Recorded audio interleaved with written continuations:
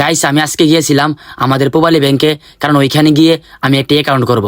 তো গাইস এই পূবালী ব্যাংকে অ্যাকাউন্ট করতে গেলে কি কি লাগবে সম্পূর্ণ কিছু আমি দেখাবো আমার এই ভিডিওর মাধ্যমে। হ্যালো হোয়াটসঅ্যাপ গাইস, আসসালামু আলাইকুম, আমি মাসুম আছি আপনাদের সাথে। গাইস ভিডিওর থাম্বনেল দেখে বুঝতে পারতেছেন আজকের ভিডিওটা কি নিয়ে। গাইস আমি আজকে যাব আমাদের পূবালী ব্যাংকে, মানে আমাদের কোম্পানিগঞ্জ উপজেলার ভিতরে যে পূবালী ব্যাংক আছে ওইখানে গিয়ে আমি আমার একটি অ্যাকাউন্ট করব, এবং ওই অ্যাকাউন্ট করতে গেলে কি কি লাগবে সেটাও আমি আমার এই ভিডিওর মাধ্যমে দেখাবো। যারা পূবালী ব্যাংকে অ্যাকাউন্ট করার জন্য ভাবতেছেন তারা এই ভিডিওটা দেখেন, তাহলে বুঝতে পারবেন পূবালী ব্যাংকে অ্যাকাউন্ট করতে গেলে কি কি লাগবে আপনার। এখন গাইস দেখুন আমরা চলে আসলাম সেই আমাদের কোম্পানিগঞ্জ টুকের বাজারের বর্ণমালা লাইব্রেরির সামনে। এইখানে এসে আমি আমার হোয়াটসঅ্যাপে আমার ফোন থেকে কিছু পিক দিব, যেগুলোকে আমি এইখান থেকে পাসপোর্ট সাইজের বের করব, যেগুলো আমি আমার পূবালী ব্যাংকে সেইখানে গিয়ে জমা দিব। এখন দেখুন গাইস আমাদের পিকচারগুলো আসতেছে, মানে এই প্রিন্ট মেশিন থেকে। এখন প্রিন্ট মেশিন থেকে বের হয়ে গেল।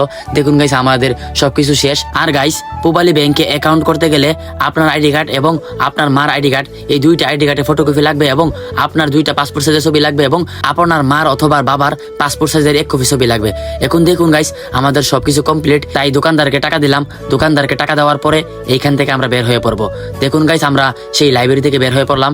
এখন আমি সাইকেল দিয়ে সরাসরি চলে যাব আমাদের সেই পূবালী ব্যাংকে, যেখানে গিয়ে আমি একটি অ্যাকাউন্ট করব, সেগুলো দেখাবো আমি আমার এই ভিডিওর মাধ্যমে। যদি গাইস ভিডিওটা ভালো লাগে তাহলে অবশ্যই শেয়ার দিবেন, কারণ শেয়ার দিলে ভিডিওতে ভিউ হয়, আর ভিউ হলে ভিডিও করতে মজা লাগে। এখন গাইস দেখুন চলে আসলাম আমরা সেই কোম্পানিগঞ্জ উপজেলার ভিতরে যে পূবালী ব্যাংক আছে সেইটার সামনে। এখন গাইস আস্তে আস্তে আমরা সিঁড়ি দিয়ে ভিতরে প্রবেশ করে গেলাম।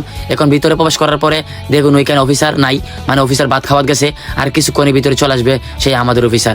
দেখুন গাইস দেখতে দেখতে চলে আসলো সেই অফিসার। এখন অফিসার আসার পরে এখন আমি সিরিয়াল আছি, কিছুক্ষণ পর আমাকে ডাক দিবে। তারপরে ওইখানে গিয়ে আমি স্যারের কাছে সবকিছু জমা দেবো। দেখুন গাইস অলরেডি আমাকে ডাক দিয়ে দিছে, আর আমি স্যারের কাছে সবকিছু জমা দিলাম। এখন স্যার নিজের মতো করে সবকিছু কাজ করতেছে। দেখুন গাইস প্রিন্ট মেশিনে আমার দেওয়া তথ্যগুলো সবকিছু প্রিন্ট করা হইতেছে এবং কম্পিউটারে টাইপ করা হইতেছে। দেখুন গাইস আলহামদুলিল্লাহ আমাদের সব কাজ শেষ, মানে আমার পূবালী ব্যাংকে অ্যাকাউন্ট করা শেষ। এখন আমরা এখান থেকে বের হয়ে পড়বো।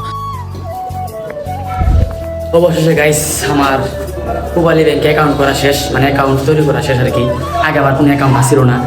এখন আমি আপনাদেরকে বলবো যে পূবালী ব্যাংকে অ্যাকাউন্ট করতে গেলে কি কি লাগে। প্রথমত যে অ্যাকাউন্ট করবে তার আইডি কার্ডের ফটোকপি লাগবে, এবং অরিজিনাল আইডি কার্ড লাগবে, এবং এই আপনার সঙ্গে কেউ যদি থাকে, মনে করেন আপনি মারা গেলেন, আপনি মারা যাওয়ার পরে কে এই টাকাটার মালিক হবে, তাহলে আরেকজন মানুষের লাগবে, যেমন আপনার মা বাবা যে কেউ হতে পারে। তো আপনার মা যদি হয় তাহলে মার আইডি কার্ডের ফটোকপি এবং আইডি কার্ড, এবং পাসপোর্ট সাইজের একটা ফটো লাগবে আপনার মা, এবং আপনার লাগবে 2 কপি পাসপোর্ট সাইজের ছবি। এই জিনিসগুলো থাকলেই আপনি এই পূবালী ব্যাংকে অ্যাকাউন্ট করতে পারবেন। তো গাইস আজকে ভিডিওটা এই পর্যন্ত। যদি আমার ভিডিওগুলো আপনাদের কাছে একটু ভালো লেগে থাকে তাহলে অবশ্যই শেয়ারের পাশে থাকবেন। ধন্যবাদ সবাইকে, আল্লাহ হাফেজ।